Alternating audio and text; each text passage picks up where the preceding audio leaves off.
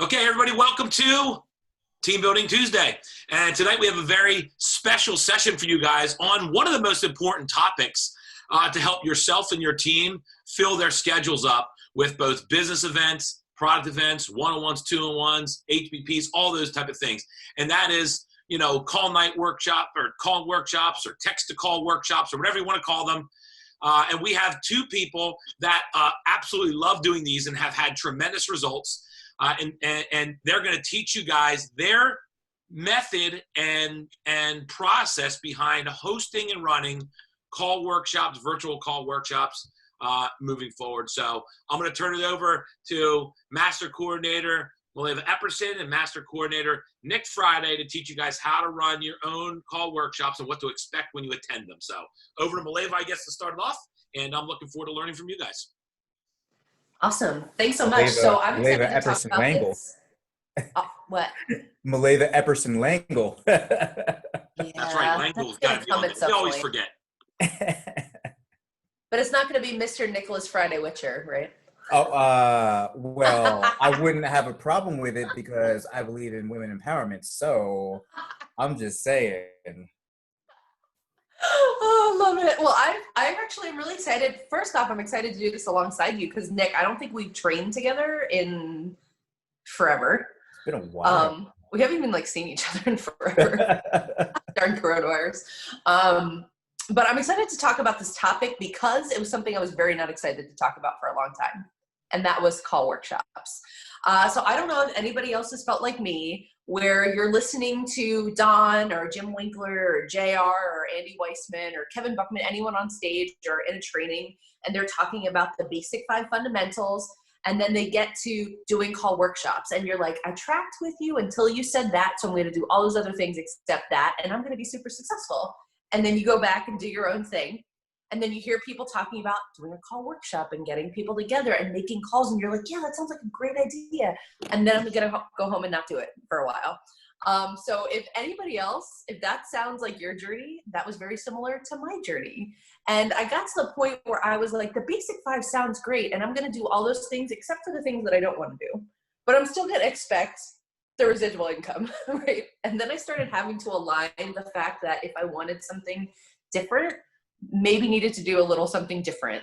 And these call workshops and these making phone calls, that all of these newfangled concepts that all of these super successful pin levels we're talking about, maybe if I just tried what the successful people were doing, that maybe I would experience a different result. And guess what? I had to embrace expanding my capacity. We talk about getting outside of your comfort zone a lot. What if instead of getting outside of your comfort zone, we could just expand the capacity of your comfort zone and had it include things that you were uncomfortable doing before, but we just slowly increase that capacity to get you comfortable doing the things that were going to build your business, even if you thought they would be uncomfortable. So just quick show of hands, just for funsies. Anybody else dread the idea of a call workshop or making a call? Feel free to raise your, because I'm still 2 hands in the air. Yeah. So the reason I want to bring this up is because it's normal to feel that way. But once again, if we want to do something or have something a little bit different, maybe we need to be open to at least trying something that might seem a little uncomfortable. And that's where the call workshop comes to play. And I can guarantee you this. It's going to suck a whole lot less than you think it's going to suck. Promise. Let me be real with you, right? We make calls all day long for everything else in our life. And then all of a sudden we come to picking up the phone to make a call about business. And all of a sudden we feel like we freeze up. So one of the cool things about making calls in this call workshop environment is, one, it gets people comfortable with the volley of communication, asking someone to evaluate the business. We practice that first and foremost. And then we move into actually making the phone call. And guess what? Let's talk about fear. False evidence appearing real, right? All of the things that we think are going to happen when we call someone, 9 times out of 10 aren't going to happen. It's our own mind tricking us. And so I wanted to get that out of the way because my goal here, and I'm sure Nick feels the same way, is to not try and make you like hype you up to love something that you think you're going to hate. Our goal is to talk to you about something that's going to help you build your business and that's actually going to be fun in the process when you take the pressure off of yourself and focusing on connecting with other people through a call. So I'm going to volley over to Nick. Is there anything you want to say about call workshops? And then we can get into the flow of actually what they are. Yeah, absolutely. Thanks, Maleeva. So there's a lot, and I was just jotting down a couple of bullet points, so I won't rattle off of everything here. But I just saw some of the messages coming through from Vanessa. I used to have to make hundreds of calls a day, and it wasn't that bad. And there's so many things, guys, that we'll definitely get into meat and potatoes on here. But likewise, like when we are put in a position where we have to do something, like if it's job related, not necessarily business related, you'll find that you will get the courage to do so, and that it really isn't as bad as we make it out to be. There's so many things, from it's always better to do it in groups. And I use a lot of like gym and training analogies, right? Like you'll always do so much more when you're with other people than you'll push yourself more. You will push yourself more when you're with other people versus yourself. Just my background in sports and stuff. And that could be anything. That could be, right, Maleeva, like with music and theater, Mm-hmm. like you vibe off of other people in that environment. It feels more safe in that. And so, I don't want to jump too much into it. If we want to jump into like how the flow of it goes, I just had a couple other points I wanted to bring out there, but guys, don't overcomplicate it. It really is like the business. The business isn't, I guess, as we say, it's not easy, but it is simple. Mm-hmm. And I think that a lot of us, we overcomplicate reaching out to people. So, maybe if we can focus on streamlining things and simplifying things, especially in what we say, maybe it wouldn't seem that overwhelming. If that makes sense. Yeah, absolutely. And that's such a great point. And I think the big driver is going to go back to, why do you want what you want? Because most of you partnered with this company because there was something you wanted it to do for you, whether it's time, whether it was money, whether it was debt reduction, kids' college fund. There was something that excited you about the possibility of this business. And so we would be doing you a disservice if we didn't talk about increasing your capacity to feel comfortable with making calls, because that connection is something people crave right now, especially we've all been virtual now for 6-7 months. That one-on-one communication and relationship is something that people are missing right now. But this business is important enough for you to make that personal connection with someone, to have them evaluate what it is that you're doing, because they may know the right people. And so this is a great follow into actually making the call. How many people find that you have your basic 5 checklists and you know what you're going to do for the week, and you want to reach out to have people evaluate, and then all of a sudden the end of the week comes and you're filling out your checklist and you're like, oh my gosh, I found time for all of these things, but I actually haven't reached out to anyone to invite them to check out my business, especially some who might have been with the business for a little bit and have developed teams. Because if you feel like that, that's totally normal, because I felt like that. I've gone through my week and I'm like, oh my gosh, I've retailed product and I've shown plans for my team and I've done a beauty basics and I did this Zoom call and I listened to this audio and I did all of these amazing things. And then I look back and go, oh my gosh, I didn't make a single call for myself. And so the reason that we're bringing up this concept of call workshop is what gets scheduled gets done. And if you carve out, and listen, I'm talking about carving out 15, 20, 30 minutes of your day. I'm not talking about carving out an hour on a Monday night where you just sit there and make calls for an hour. Like, that sounds painful and you're never going to do it. So let's make it super palatable. A virtual call workshop has been really fun and effective because it's where you set a time aside. For example, Dr. Sharon and I are setting next Monday or next Tuesday at 5 o'clock aside, where we're going to hop on Zoom together for 20 minutes. We're going to have a list of maybe 3, 4, 5 people's names that we're going to call.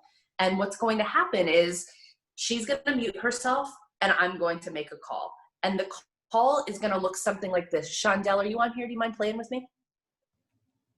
Will you play with me? I'm here. I'll play with you. So let's say Shondell is on my list and she's someone that's in my network. She's an esthetician.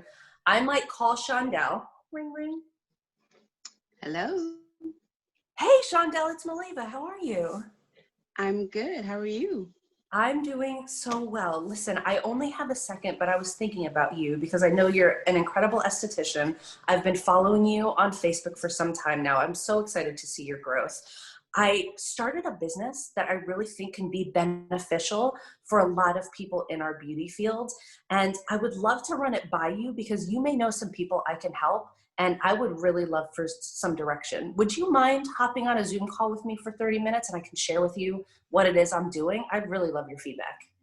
It sounds really interesting, and I think I can make some time for that. So what exactly is it? It's a product brokerage company. It's all based online, but it's really giving a lot of beauty professionals extra resources to help them with their business. I don't really want to explain too much in concept. I don't know about you, but I'm like a visual learner. And so I would love to just hop on together and share some things with you so we can kind of lock it down visually. Does that sound good? That sounds good. I think we can do that. I would love that. What works for you? I'm looking at my calendar this week and I have like Thursday evening at 7:00 or Sunday at 1. Would you mind taking a look? Do either of those work well for you? I think the Thursday would work better for me. That sounds great. Awesome. Okay, I'm gonna go ahead and put that in my calendar. Do you think there might be anything that might pop up between now and Thursday that could get in the way of us getting together? I'm really excited. I don't think so. I think I'm really excited about it too. So I don't think I'm gonna have anything else planned. That's Shondell. That's amazing. I really can't wait to catch up. I'm really excited to get your feedback on this because I think you have a lot of value to add. So I'm going to send you the link to that and I will see you this Thursday at 7. Thanks so much. I'm excited. Awesome. Thanks so much, Shondell. I'll talk to you later. Bye-bye. Bye. Call workshop. And then what would happen is we would hang up. I would check that off the list. I would put Shondell's appointment in my calendar and then I would mute myself, hop over to Sharon. She's going to make a call. The goal is to reach out to people, use the evaluation approach. And here's the thing, the evaluation approach could be anything that makes sense to the other person. So for me, I'm a beauty professional. Shondell's a beauty professional. I really do believe we have things that can help beauty professionals. So I would love to share with her what it is I'm doing because she might know some people I can help. Did I ask her if I think she'd be great at it? Did I tell her that I have something that she should do because it's awesome?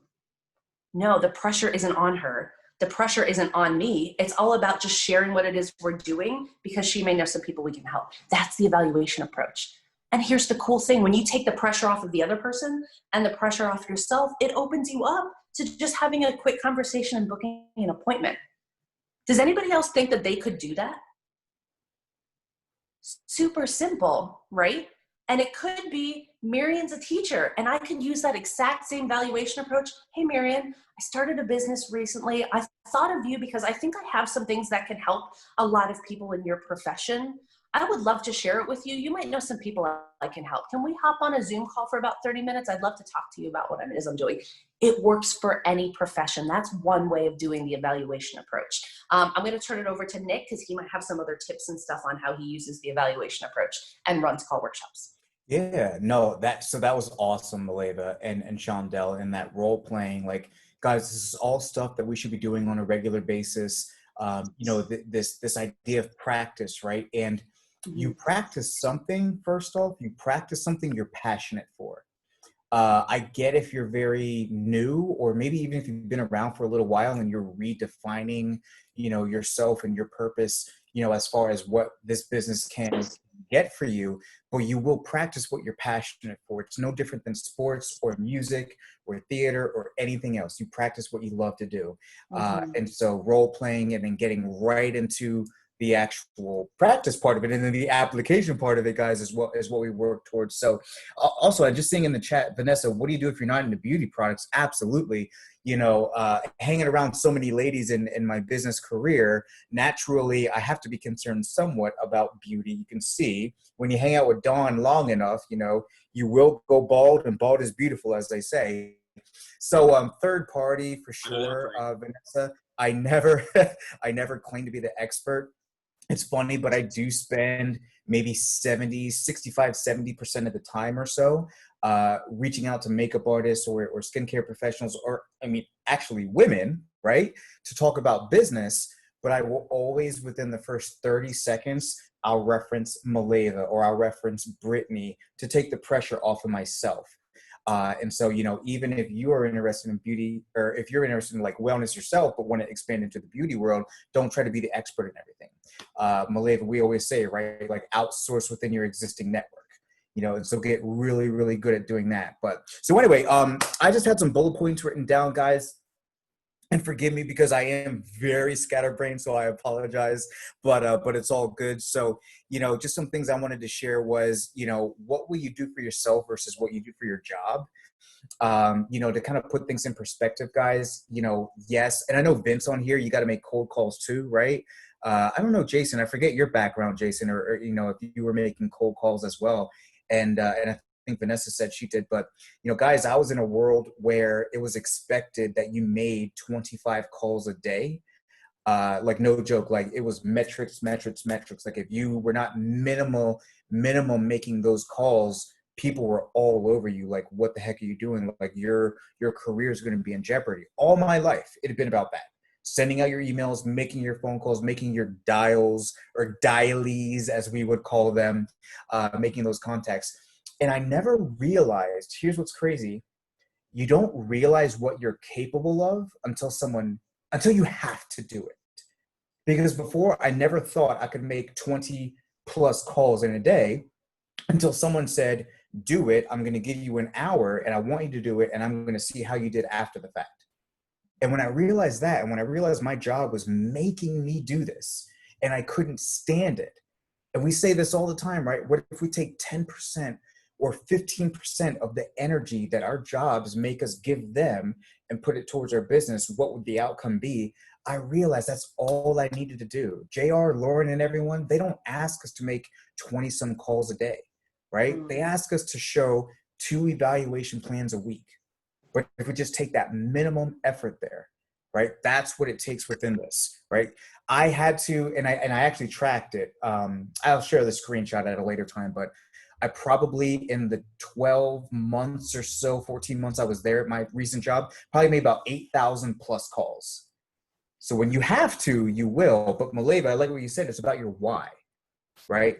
So guys, like, I'm sorry I'm like reverse engineering this, but like we do have to really truly understand what is it you want out of this, because you won't do, when you understand the psychology behind it, we won't do the things we need to do unless the thing we want matters.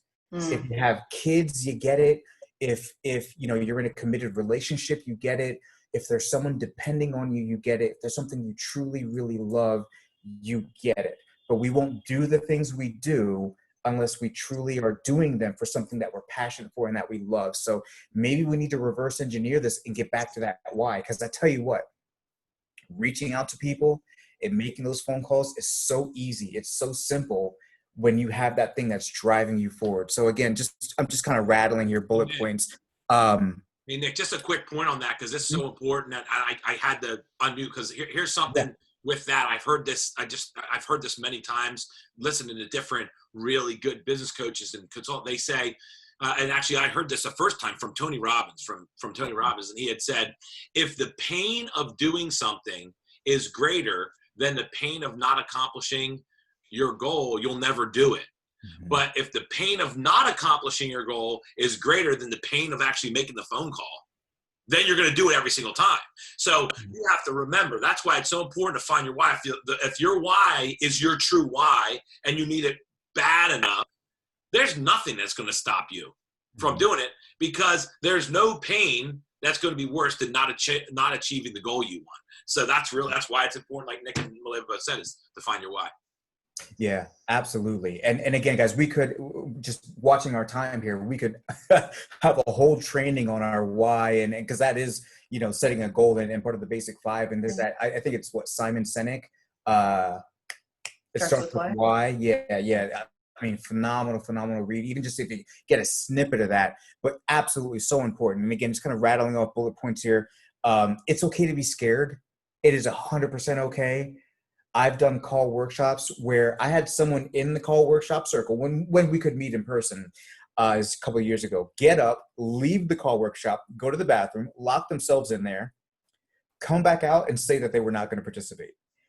And so maybe that was on me, maybe being a little bit too much Coach Nick. And I was like, okay, maybe you don't want this bad enough. But guys, it's okay to be scared. If that's the case, admit it. Just in my experiences with different jobs and different managers, we never want there to be this sense of belittling. Ever. If you need help and you need coaching, I actually prefer to make the calls first. I make like 2, 3, 4 calls first. I want you to hear me get turned down. I want you to know that Don still gets no's, Maleeva still gets no's. We still get no's. We're okay with it. We've just learned how to move past that. But if you're scared, if you're not sure, if you're like, you know what, I need to hear it first, that's all right. Like, no one's ever going to make you feel bad. This is in lieu of like doing what our jobs make us do. This is not your job. We're not here to make anybody feel bad at all. And I got to say that enough, because even as of a couple of months ago, there were people I was surrounded by that made me feel bad about things. So we never want anyone to feel bad about that. It's okay. Leader makes the first few calls. This is a difficult one. Like, tech has changed things. So I still do text and Facebook message. So I'm not going to get into all of that right now. But guys, I send those messages to line up the phone call. Yes. Send the message to line up the phone call, because there's people I haven't spoken to in 10, 15 years. I don't even have their numbers, right? Send the message to get the phone call, very simple message like Maleeva and Shondell had done, to get the phone call, to get the meeting. Again, we don't have time to unravel all of that right now, because I don't want anyone to think like, oh my gosh, like Don, Nick, and Maleeva are telling me I have to cold call. Like, not the case. Absolutely not the case. Let's strategically work through this. Okay, so even if you're okay making calls, here's the thing. Are your people okay? So you might be hearing this over and over again, like from Jim Winkler and Ryan, Stack and Don and all of us. And you're like, well, guys, I've been doing this all my life. That's great. Everything we do in the business is for the sake of duplication. Everything. So, we think we understand it. And I'm sorry, I'm getting really coachy mode right now. I can feel it. It's funny. I can smell the coachiness coming out. I apologize. Everything we do is for the sake of duplication. So even if you're okay making calls, somewhere down the line of you building your business, it's going to happen that someone has no idea what to do. And they're going to call and reach out to people. And here's the thing, what Maleeva was saying, they're going to try to recruit. They're not going to do the evaluation approach, right? And the problem is a lot of us take things so personally. So I like the psychology behind things. So if you can't tell by my fake glasses that I think make me look smart, I like the psychology of things. It did make you look smart. Oh, I thought for some reason, I thought you were 10% smarter. And I just, I was going to get a book and sit here like, well, the reason behind call workshops was, I scrolled out. I lost my train of thought. What was I talking about? Someone else might not be comfortable making the call and then would recruit. Yes, thank you. So evaluation versus recruit. We take things so personally. So we don't want to make the call, or we don't want to reach out to people because you're thinking immediately to yourself, is this person right for the business? And what J.R. Lauren and everyone has always told us was evaluation approach. We keep thinking this person's going to be great. They're going to be amazing. That's why I'm reaching out to them. And as soon as they say no, we take it so, even though people say, you ever hear that saying, like, don't take it so personally, it's just business. Okay. I think that's bull crap. I'm sorry. That's just my personal belief. I take everything personally. Everyone knows I'm a big crybaby. But we take it so personally, right? Because we're trying to recruit that person instead of trying to figure out who can they lead me to.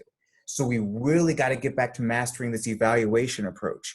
Again, we talked about the why. We talk about simplifying things, right? Make your message simple, like with Maleeva and Shondell. Maleeva mentioned management mode. This is something, right, buddy? Like you and I have both have had to manage the past few years. Was you guys are going to get so busy over the next few months that you feel like you're becoming bosses or managers, and we're not that. If you look at this like a workout plan, nobody else's workout counts for you. If they go to the gym and they train, you don't see any, well, in our business, we do see benefit to that, but you guys are getting what I'm saying. You're picking up what I'm putting down, right? You can't get stuck in management mode. Your people will do what they see you do, not what you tell them to do.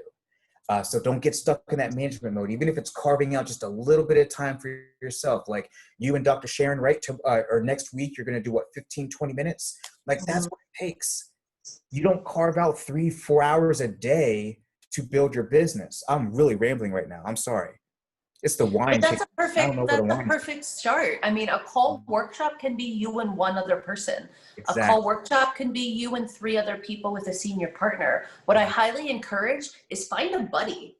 Whether they're financially linked or not, Dr. Sharon and I aren't financially linked. We're just going the same direction, and we're like, hey, let's hold each other accountable and make sure we stay on the right track so we can lead from the front with our teams. And so I highly encourage you, just like Joel does with Steven, find a buddy and commit to each other. Hey, let's pick one time a week where we hop on Zoom together for 15 minutes, where we're going to have 5 or 6 people that we're going to reach out to. We're going to make sure we get results done. Yeah. If you have new partners and you find that like not doing as many evaluation approaches together, it's probably because there's a gap between what they want and actually making the calls or doing the reach outs to book the appointments. So a great way to like troubleshoot that is to say, hey, Rashante, or hey, Lex, or hey, Cece, why don't we hop on together and let's reach out together to a couple of these people that you've been thinking about to evaluate, so that you get them and doing it right away versus you talking about it and then walking away and then things all of a sudden don't get done, and weeks later you're like, wait a second, we talked about doing this and then didn't do it.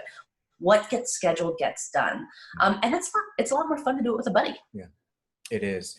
And on that, piggybacking off that, guys, absolutely. There's so many people in different lines or legs of business, not just within, the TNT organization, guys, but within Market America as a whole. I'm always in communication with people from Big Al's group, from Penny Lafferty's group, who are reaching out and asking for assistance. This is just one thing you will notice. This is one thing that our organization as a whole does differently than all that other stuff out there. Not only do we work together if we're financially linked, but we work together even when we're not. And so one last thing I'll say just on this, and again, I'm sorry, I'm so caught up on the psychology of it. And then we really do need to spend time getting into like the action of it and just doing it to like get better at it. But I've personally realized, and you guys will also, that there are maybe sometimes people that just don't jive with you. And it's okay. I used to take it so personally, like, oh, you want to be coached by me and you don't want it. It's all right. It's fine. I have partners personally that I have sponsored that jive with Brittany so much better than they do with me. And so guess what? That's the beauty of our business and what we do. We tag team together, right? We outsource within our existing network and we still get the job done regardless. So I guess I'll just encourage you guys to not take things personally. If your partner, maybe it's even your sibling or close friend, your best friend that's with you in business now, but they won't listen to you, that's all right. That's why we trust the system, and that's why we trust each other, to make sure that we get things done, all to the benefit of yourselves and the team as a whole. So I've had a couple. Last thing I'll say is I have a couple of calls that I've recorded hundreds of my calls. I record almost all my calls, because my football mind is like, I want to watch video on myself and make sure that I do well. Guys, do them together live. Watch and listen to other people. Keep working on, keep improving. We're never the best. Even when we think we're the best, there's always something that can be done better. Work to become a professional at what we do. I love that book. What is it? GoPro, by the way. Mm-hmm. Become a professional at what we do. People will respect you that much more. It's 10:07. I ramble so much. I'm zipping my lips now. No, I think this is fine. Actually, I think this is a great point to open up, and let's open up to everybody. Does anybody have a question about making a call, doing a call workshop? Real quick, Maleeva, let me just make one quick point about the approach that I just think is really important. You guys did I mean, an incredible job on this stuff. And by the way, you guys just keep alternating back and forth. And here's the thing, a couple of things I have. Number one, when I do them, I'm going to sit there and I'm going to keep making calls. And I tell people, hey, you can come and just attend and watch. I'm not going to make you make a call, but I'm going to fill my schedule up and I'm going to sponsor the people that I bring in. If you want to have the same thing happen for you, you're just going to have to interrupt me and get in from because I'm just not going to stop. So you can come and you can attend these until you're ready. It doesn't matter to me. Like Nick said, no one's going to make you do anything you want to do. But when we have it scheduled, I'm going to fill that time with calls. So if somebody else isn't doing it, and I always do it the same way Nick does, and this I know Maleeva does, we start it, we open it, and I always try to do the hardest call first because I want to get shot down, and you guys see that like there's no blood coming out of my ears, and you know, and we're all safe, and there's no problems, right? It's just onward and upward. But here's so just do it, and then if you can do it for a half hour, an hour, whatever you want to do, but just keep on going, and you'll master the approach here and the process, and you'll be amazed at how much easier it is than you think it's going to. Like Maleeva said, it's not going to suck nearly as bad as you think it's going to. But last point, and then I'll let you guys wrap it all up and take questions.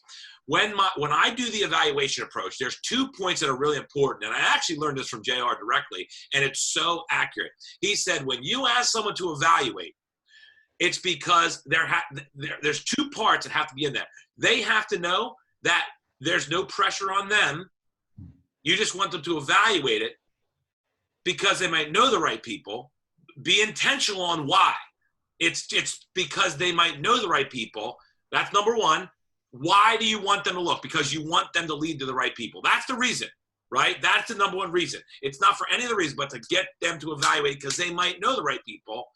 But you also have to let them know that there could be something in it for them too. Because if they don't see a benefit for them somewhere in there that could be, that could make them hesitate. So you might say, hey, I'd like to evaluate it. It may or may not be for you. I'm fine with it either way.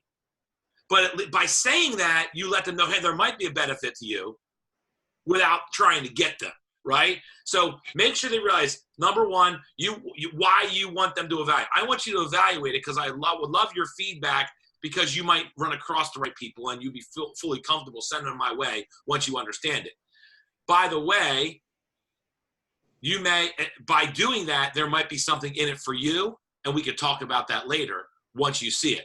So you just want to make sure they know that there can be some potential benefit from them because they supported you while simultaneously knowing why you're making the call. So I just make sure that's the two that when I do the evaluation, but you guys have heard me say it all kinds of different ways.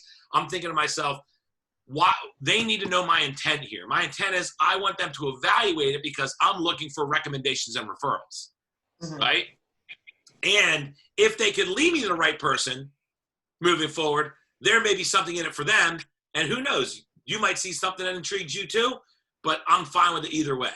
You know what I mean? So even if they're not interested, they lead me to the right 2 people, right? I can show them how they can get benefit by leading me to them. It's a win-win-win situation. So just keep those 2 things in mind when you're making your evaluation approach, guys. Here's the goal. I mean, you guys have perfect evaluation approach, both Nick and Maleeva, but just understand this is why, and this is the intent, and there could be something in it for them too, simply for helping you. So that's how that is. So anyway, back over to you, Maleeva. You can open up for any questions you want with you and Nick. I know Nick does have to plan a wedding, so Nick, if you have to go, feel free, brother. I mean, you know. One thing, it's all good. We're gonna make it happen. It's gonna be one big party, y'all. And by the way, on that note, as we had shared in the team page, the best gift, honestly, whether or not you're in our team or not, is if you went to Trina's seminar on Saturday. Trina is amazing. We're going to record everything and we will share that with you guys, except for Don and Maleeva because you guys have to be there. But oh gosh, what was just on my mind? I want to say one last thing. Getting back to before before we jump into the calls, one more thing, guys, is your names list. And I know it seems so simple. It's so what JR says, like it's so rudimentary, like it's so simple, right? But I know, again, the people out there that are used to making cold calls and dials all the time, again, Vince, I know you do the same, bro. If you don't have accounts listed out, you're going to sit there and overcomplicate it. This is why we say to make a names list of at least 100 people, or sometimes even more, right? So when I was cold calling, and again, just recently, again, I had to do like 8,000 some calls in the past couple of months. It was because I had at least 500 different accounts already listed out. And I knew, okay, well, if this person says no, there's 499 others that I still have to go through. So there is some prep work to this. You have to be willing to do that. It's all in the getting started guide. Like, let's just make sure, even if you didn't start on the right track, just hit the refresh button. Oh, where's my bell that Lisa gave me? Oh, I think it used to be in my basket right here on my little scooter. Hit the refresh button and start over. You know, maybe you got to start over with your names list, because that right there is going to give you the confidence you need also to move forward. Someone says no, guess what? It doesn't matter. Mm-hmm.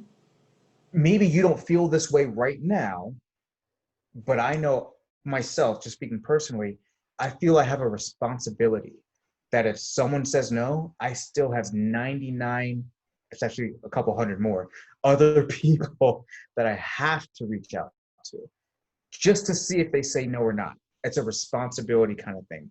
Again, you know, not to put my beliefs too much on you guys with that, but we can, I guess, open it up for questions, and I'll hang on for a few minutes. And if not, then Don and Maleeva are amazing, and I'm going to get some food and then keep mixing music because I have a lot of music to mix. Let's open it up. I think, Joel, I saw you raise your hand. Unless you were waving. You're muted. Joel, you're muted, and you're talking and you're muted. Yeah, for Nick, I really appreciate what I saw you do one time, and I think it was a recording of you calling somebody. You were in your car, and you got them to say, you know, I've got a director, one of the guys that's over me, has really been talking about my my presentation, and I'd really like you to take a look at that if you wouldn't mind. Mm-hmm. Would you be able to do that for me? That would really help me out, because, you know, that kind of thing, I thought that was brilliant, you know, especially from my side of things. Mm-hmm. If I could tap into the actors that I know and the, you know, people in the performing arts, Mm-hmm. they would understand that. Right. Mm-hmm. And Right. not only that, they would say, oh, well, this is a performance kind of thing. Mm-hmm. Mm-hmm. You know what I'm saying? So, So, thank you so much. Yeah, for sure. So I think that, yes, we need to play to our audience. So if I'm speaking to someone that's in the beauty industry versus someone in the wellness industry versus someone that's like C-level executive or you know, a high-ranking, you know, human resources type of person, our verbiage can definitely change.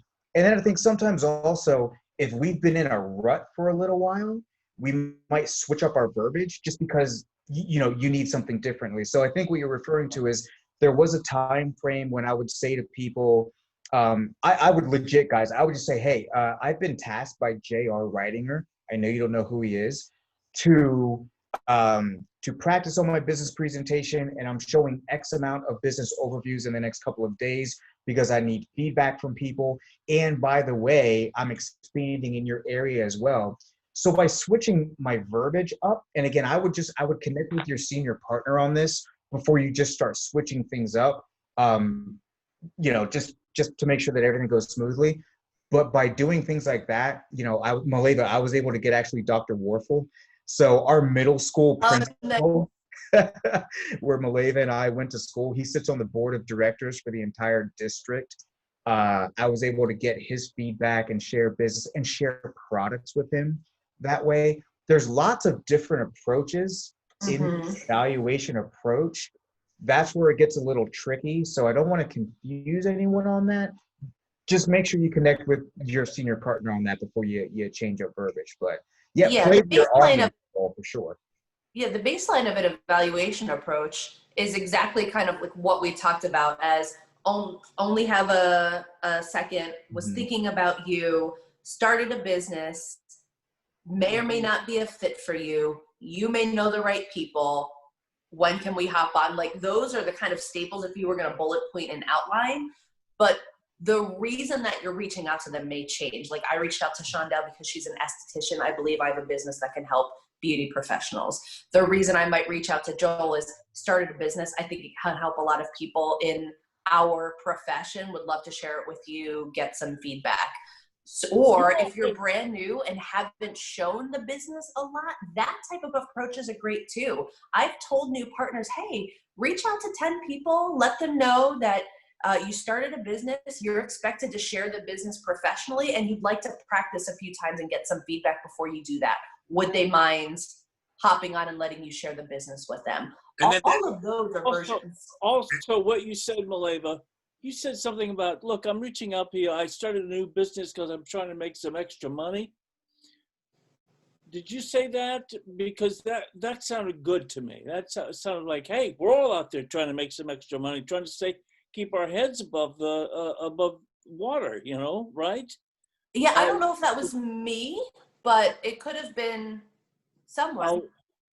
I mean, I'd say that. I mean, I have no problem with it. I'm more low, but I started the business because I'm looking to make some extra money, and I need some partners, to come on board, to expand with. I understand that you're busy, and this probably wouldn't be a fit for you, but you may know the right people. Right. It's the same. Guys, don't overthink it now. We don't have to split hairs in the approach, like Nick just said. It's not that big of a deal. It's just a matter of making sure you get it out there. The only thing I will tell you is when you ask people to evaluate it, because like I love the approach that Maleeva just went through, by the way. It's one of my favorites when you're new into business. Hey, I'm expected to do some presentations. Don't do this with your top 10. Do it with their top 10. You got to get them to see the plan with a third party. But when you go to practice, right, I would do that with anybody. But most importantly, let them know why that practice can be of benefit to you more than just a practice. So I would say something effective like, hey, I love I'm expected to do presentations. I would love for you just to be, just kind of evaluate and watch me do the presentation and give me some feedback. By the way, what you'll see will also help me in finding the right people when you come across them. And I'd like you to keep that in mind while I'm sharing this with you, because so I always make sure they realize that, I want you to evaluate and see it, but I do want them to know I am looking for recommendations. So there's that, my main intent is still exposed, but I have a secondary intent that I want to practice at the same time, right? So it's a great way to do it, just so because here's what happens. I used to do that. I've made that mistake. Hey, can I practice on you? Sure. And then I practice you, and at the end, it's like crickets. Okay, so how did I do? You know what I mean? So, but my thing is I go to the same clothes. So just out of curiosity, obviously I asked you to evaluate this thing, to give me some feedback on this, or even just to let me practice more than anything. But from when I went through this, did you think of anybody that could benefit from this? Most of the time, if they're an entrepreneurial person, the right person will volunteer themselves if it's right for them, and you didn't have to bring it up, because they're like, holy crap, all these things you talked about, I think they're brilliant. Maybe I would like to do this. And the right person volunteers. You never have to talk them into anything. So just don't make it harder than it is. Frank Kiefer taught me one thing one time. He said, hey, listen, call up people and say, hey, listen, do you know anybody who wants to make some extra money? And that's his approach. Hey, I'm expanding the business. You know anybody who wants to make some extra money? I can show it to you, and you might know the right people. That was his evaluation approach. Don't make it harder than it is, So have fun with it, right? Right. Yeah. Any other questions about the process or making calls, doing call workshop environment, texting, messaging, so when you have, making a call? When you have people in your call workshop, I want to force them to do the phone call. Is that wrong of me? I don't force them, because here's the thing. If you're not going to be motivated by hearing other people booking appointments, see, what will happen is you're going to hear people do them and get appointment after appointment after appointment. You're going to get pissed and want to make the call, even if you only attended the first time just to listen. I've had people come and attend 2 or 3 call workshops and not make a call because they didn't want to do it. But then all of a sudden, it became a frustration for them. Like, holy crap, all these people have all these appointments, and I'm sitting there with my, with my, thumb in my mouth, waiting to figure it out, right? And then all these people are hitting pin levels, and so. Here's what I would encourage. Like, once again, like Nick said, we're not bosses, so we can't make anyone do anything. We don't want to, because we don't want to be anybody's bosses. So it's like, let's not do that to each other. At the same time, the only way to get good at something is to do it. You can watch someone ride a bicycle all day long. It's not going to make you better riding it until you actually get on the bike and give it a try. You know, you can watch someone drive all day long, but you're never going to learn how to drive until you actually try it. So if it makes you feel comfortable, hop on, watch a few, but I'm telling you right now, just get in the flow of doing it. That would be my encouragement.